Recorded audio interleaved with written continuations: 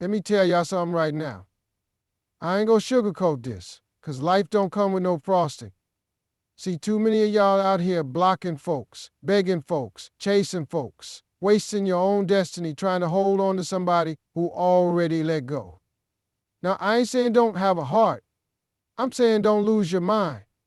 See, when you block him, you still thinking about him. When you beg him, you just gave away your power. But if you just do this one thing, just one thing I'm about to tell you, and you do it with your whole spirit, your whole focus, and your whole glow-up energy, you're going to watch what happens. Oh, trust me, the shift going to be so strong, you're going to need shades just to look at your future. Let me break this down for you, because this one right here, this ain't just a cute little phrase. Fix your focus, not your feelings, is real life advice. Grown folk business. Now, some of y'all out here trying to feel your way out of situations that require faith. You crying at night, texting paragraphs, watching them little dots appear and disappear, stressing over whether somebody gonna reply to your message. Baby, that ain't focus. That's emotional chaos dressed up like love. And you can't build your future in a storm like that. See, your feelings gonna lie to you. Your feelings gonna tell you. Text him one more time. Just check his page real quick. Maybe he just busy. Now, baby. That ain't facts. That's fear trying to hold on to comfort. Feelings got you sitting at home wondering why he didn't choose you instead of walking in the mirror and reminding yourself you were never meant to shrink for somebody else's comfort.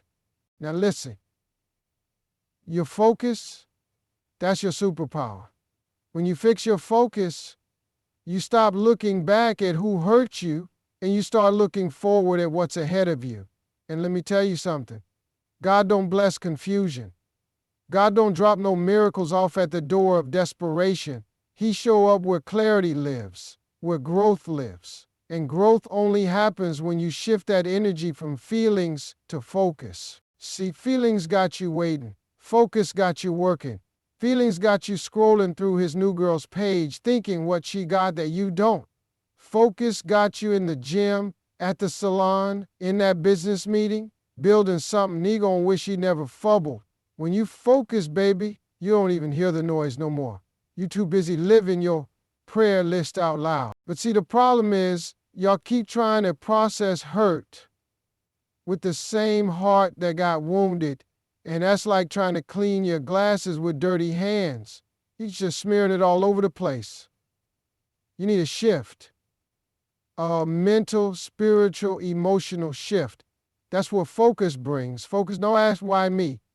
Focus says, watch me. Let me tell you something about me. There was a time I let feelings guide every move I made.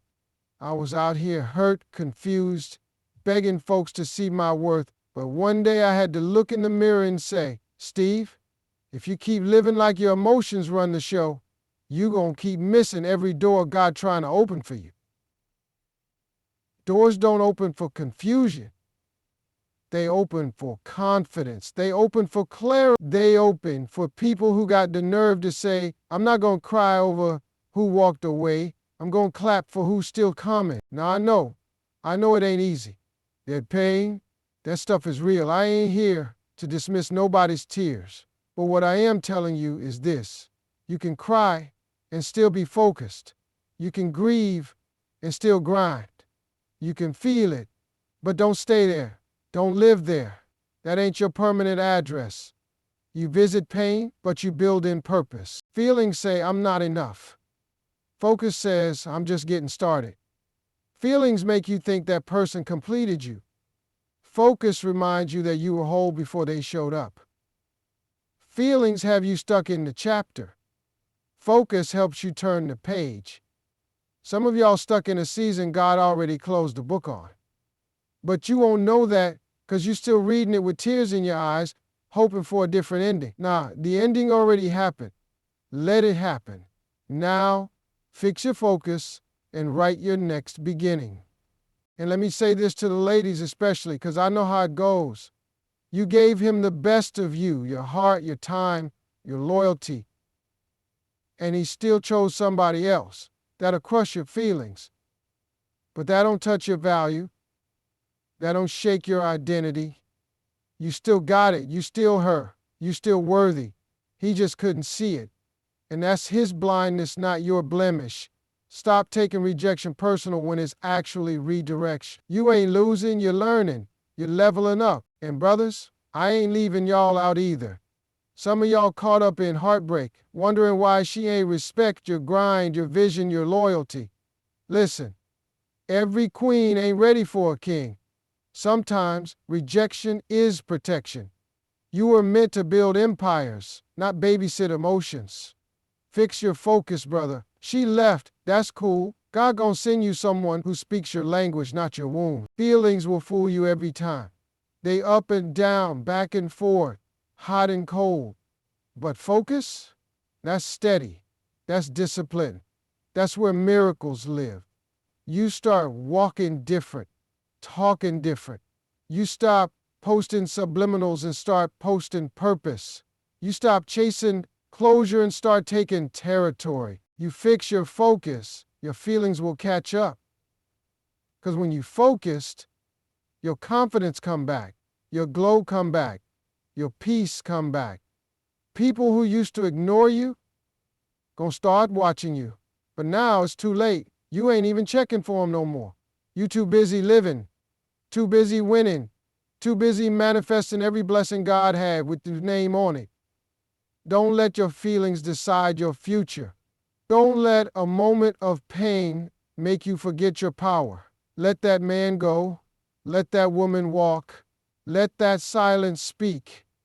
Let your new chapter begin. Let me go on and break this one down for you, because too many folks out here got the game all twisted. Elevate, don't chase. Let that sit with you for a second. I said elevate, rise up, grow, expand, become. I didn't say chase, beg, prove, or convince. See, the second you start chasing somebody, you already put yourself in the position of lack. Like you don't have it. Like you ain't enough. Like they the prize and you just hoping they notice you. Nah, baby, that's backwards. That ain't how we rollin' no more. Chasing folks is what you do when you forget who you are. It's what you do when you ain't rooted in your value. You start thinking, if I just do a little more, maybe they'll love me. Maybe they'll pick me. But let me ask you something. What are you running after? Someone who don't see you? Someone who don't match your energy? Someone who's showing you every day they ain't ready? That's not love. That's emotional cardio, and it's wearing you out. See, when you chase, you lower yourself. You move from a place of hunger instead of honor. You go into overdrive trying to perform, to please, to prove. You become a version of yourself that ain't even real, just to give somebody to clap for you. But let me tell you this, what you have to chase to keep, you'll lose yourself trying to hold on to. That ain't partnership, that's punishment. Now, when you elevate, oh, that's a whole different posture. You start moving in purpose. You stop explaining your worth. You don't chase, because what's meant for you gonna meet you at your level, not your lowest. See, God didn't design you to be in pursuit of people. He designed you to be in pursuit of your calling. And when you get serious about that calling, the right people, the ones who are for you, they don't have to be hunted down. They align. Let me tell y'all something I had to learn the hard way. I used to chase people too. Thought if I just did a little more, smiled a little bigger, gave a little harder, they'd see me, they'd stay, they'd choose me. But you know what I realized? People see what they want to see. They treat you how they feel about themselves, and no matter how good you are, if they ain't ready or worthy, they gonna fumble you every time. But the moment I stopped chasing and started elevating, everything changed. I got real quiet. I went to work. I built myself back up, and guess what? The same folks I used to chase, they started watching. They started wondering. But by then I had already shifted. See, when you elevate, your whole energy changes. You start speaking different, walking different. You don't beg to be seen. You stand so tall they can't ignore you. Now, some of y'all scared to elevate because you think you're going to lose people. And you probably will. But that's the point. Elevation requires separation. You can't go higher while holding on to what's keeping you grounded in dysfunction. You trying to fly, but you got anchors in your inbox. You trying to grow, but you stay connected to folks who keep reminding you of your past. You got to choose. You want peace or people. You want growth or comfort, because you can't have both. And I know what some of y'all thinking, but Steve, I love them. I know you do. But sometimes love ain't enough. Love without alignment is just a slow death. It drains you. It keeps you hoping and waiting while your purpose sits on pause. You got to start loving yourself enough to stop accepting breadcrumbs. Stop settling for folks who only want you in pieces when you were created to be whole. Elevation means you stop going back to what broke you. You stop trying to fix what ain't your job to repair. You stop auditioning for roles in other people's lives when you were born to lead your own.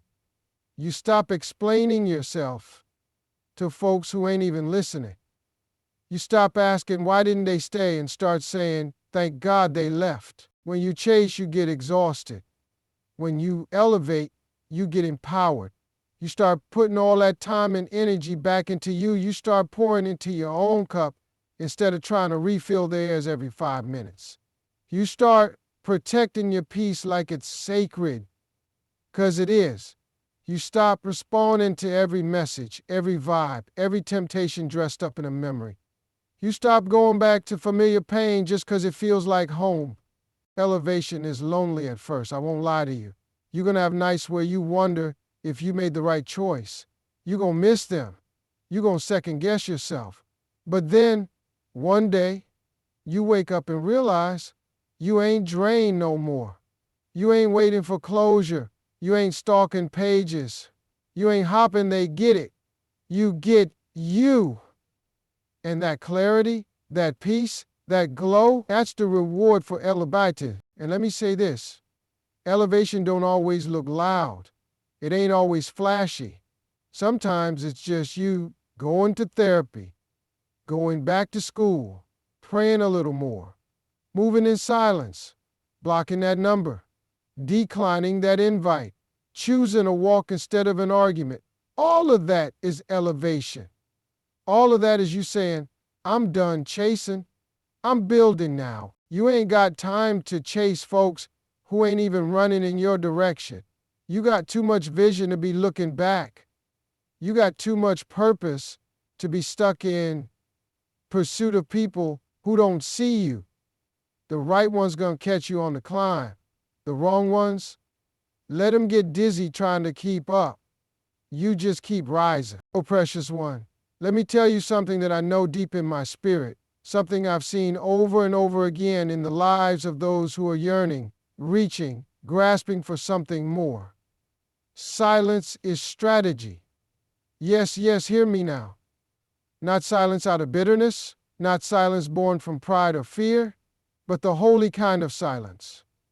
The silence that is soaked in surrender, the silence that stands still while the battle rages, because it knows the Lord is fighting for it.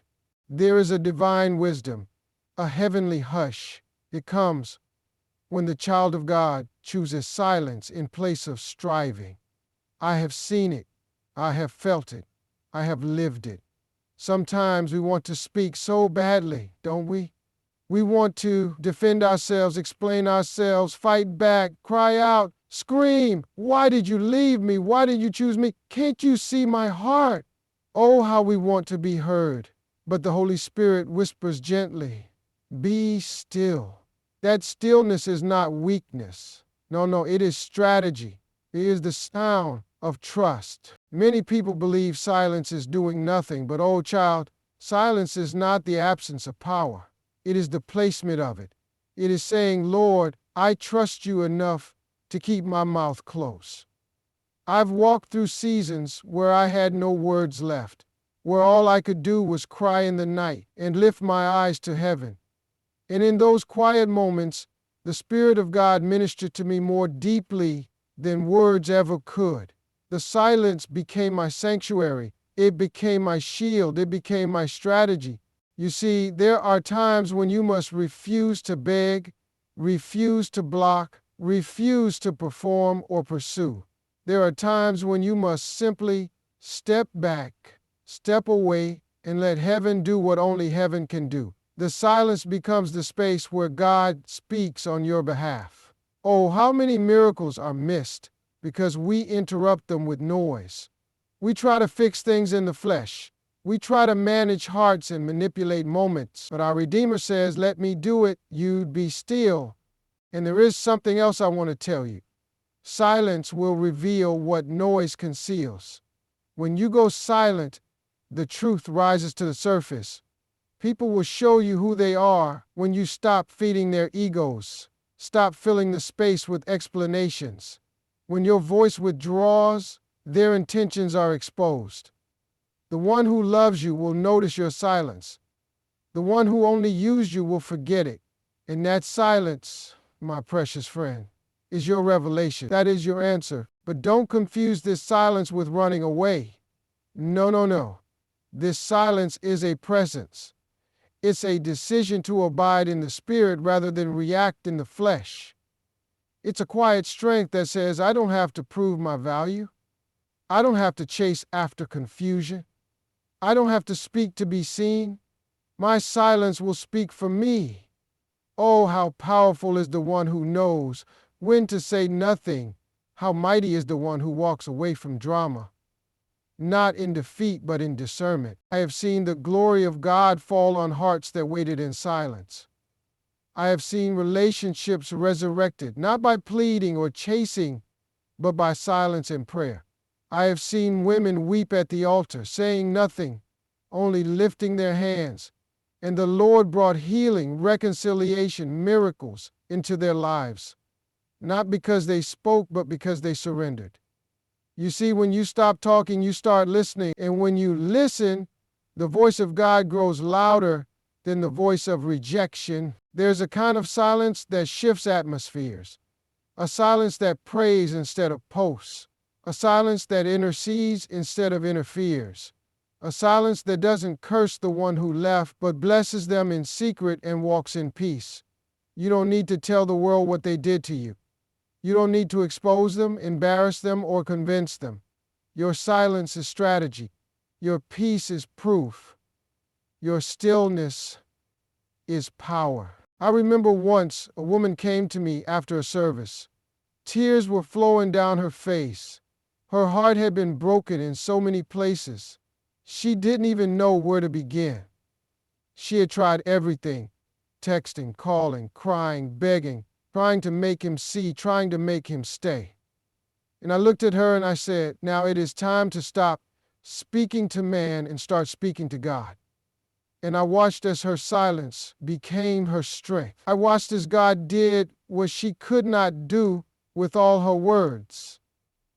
And she came back to me months later, glowing with peace, filled with joy, not because the man returned, but because she had. Oh, what a beautiful thing it is when you reclaim yourself in silence, when you stop waiting for their apology, their attention, their love, when you step back into your identity, not as someone left behind, but as someone lifted up.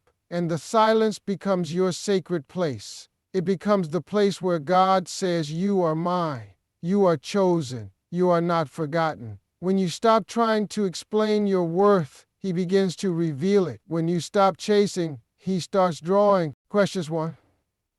Do not be afraid of the silence. Do not fill it with distractions. Do not numb it with noise. Sit in it. Listen in it. Heal in it.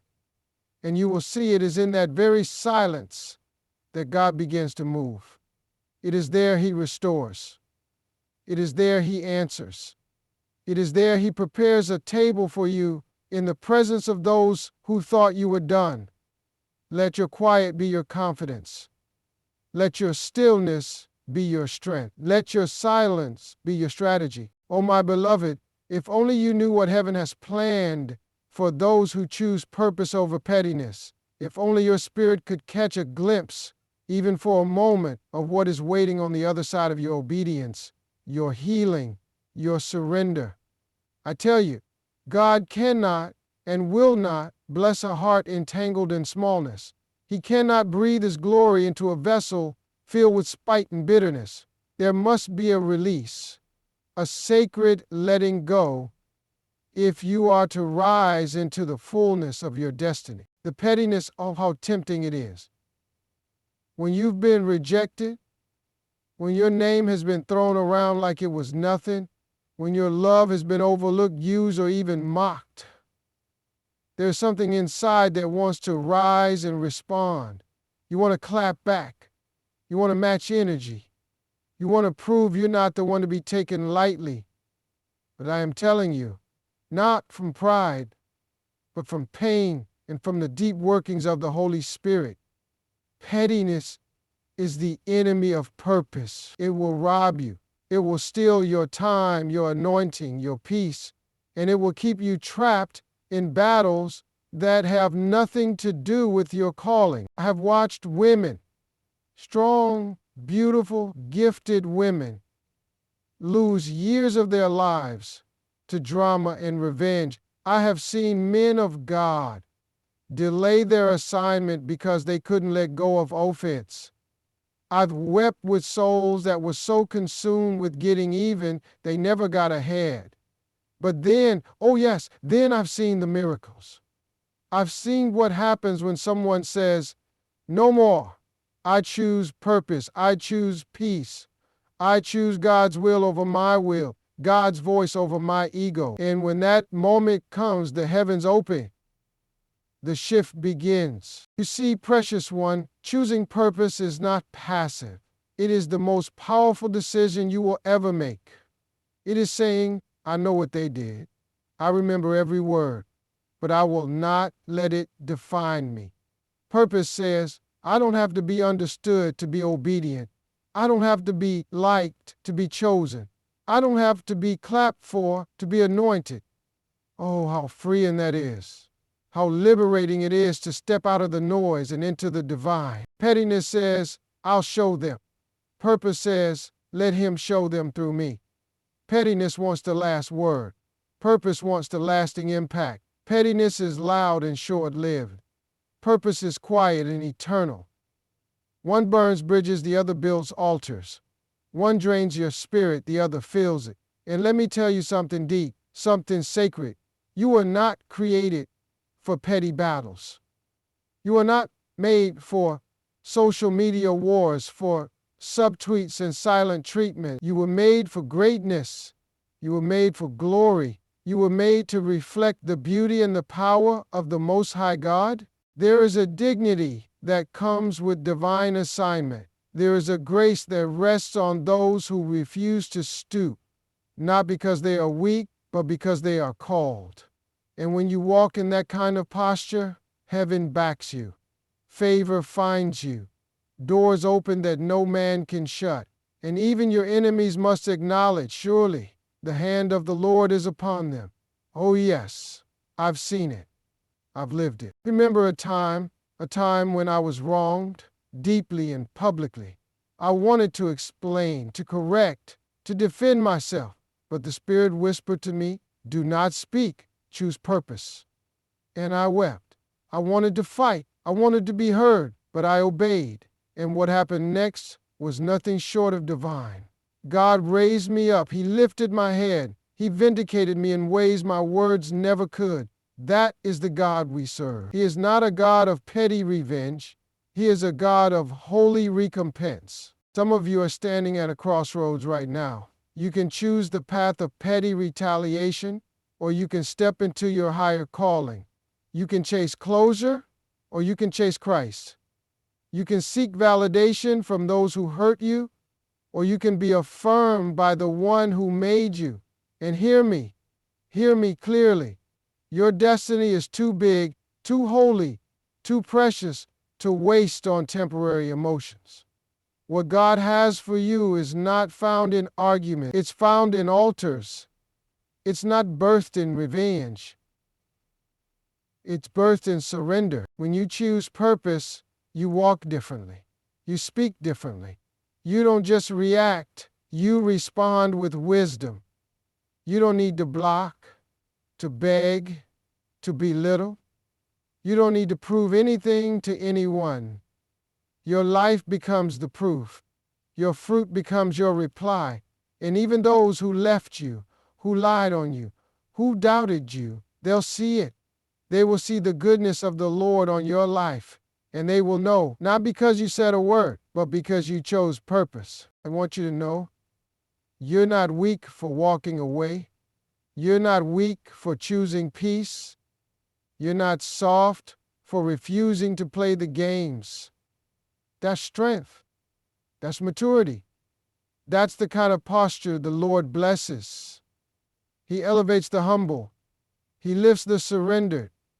He promotes the one who keeps their hands clean and their heart pure. And yes, the world may mock it. They may call you passive, naive, too soft, but heaven calls you chosen. Heaven calls you ready. The world celebrates revenge. The kingdom celebrates restraint. And that's where the real power is. When your heart is so healed, you don't even need to be in the room to have impact. When your spirit is so aligned with God, you can love them from a distance and wish them well, genuinely, joyfully, because your identity is no longer attached to their treatment. Your value is no longer wrapped up in their opinion. You are rooted, you are called, you are free. And so I say to you, don't shrink to fit the room. Don't step down to match the energy. Don't let your purpose die in the shadows of offense. You are bigger than that. You are better than that. And the anointing on your life is too precious to be entangled in the unnecessary. Let the petty fall away. Let the need to be right fall away. Let the bitterness go. Choose purpose, choose presence, choose the path that leads to peace, to joy, to wholeness. And watch what the Lord will do with a heart that is wholly His.